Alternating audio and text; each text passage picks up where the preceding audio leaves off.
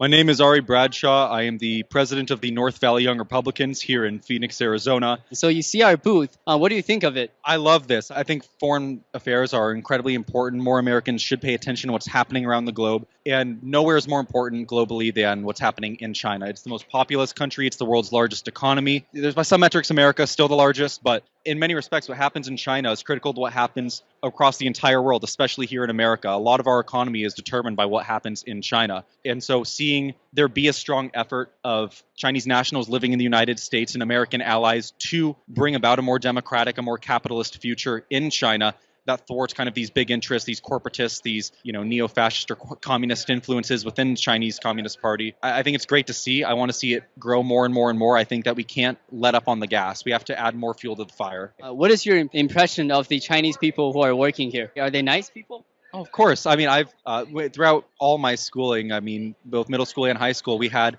Chinese students coming here studying with Americans, and every Chinese person who comes to America that I've met falls in love with America. They fall in love with the vision that we have for our people here. They fall in love with the opportunity, with the vision of our founders.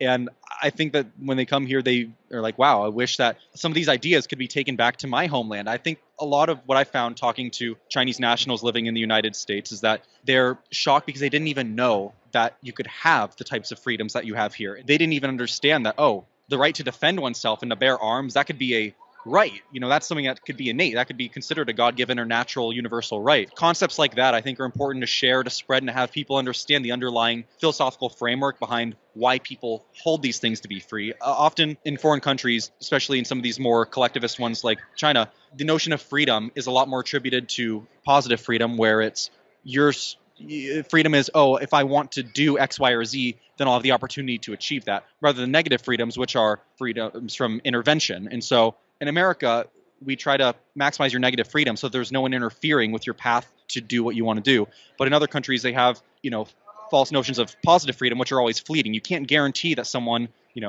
positive freedom would be, I want to go be a doctor. That would be you have the freedom to go to schools, do well in all of them, and then study to be a doctor, etc. And that's not a freedom you can write into law, but that's freedom that you can try to maximize by enabling the negative liberties to remove the barriers from people becoming that. And I think that's a big distinction in liberties that, the Americans value our negative freedoms a lot more. And if we could spread the reasons why, that would have a great cascading effect across the world.